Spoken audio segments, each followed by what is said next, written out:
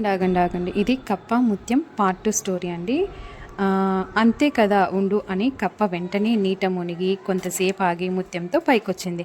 దీన్ని తీసుకుని నా స్నేహితురాల్ని విడిచిపెట్టు అంది. వేటగాడు ముత్యం తీసుకుని హంసను వదిలిపెట్టాడు.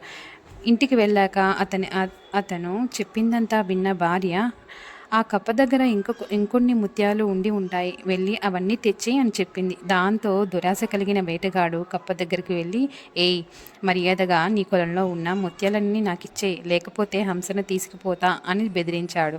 అది విన్న కప్ప, సరే, ఒకసారి నీ చేతిలో ఉన్న ముత్యం ఇస్తావా, అది చూసి అచ్చం అలాంటివే తీసుకొస్తాను అని అడిగింది. దాంతో వేటగాడు కప్పకు ముత్యం ఇచ్చాడు.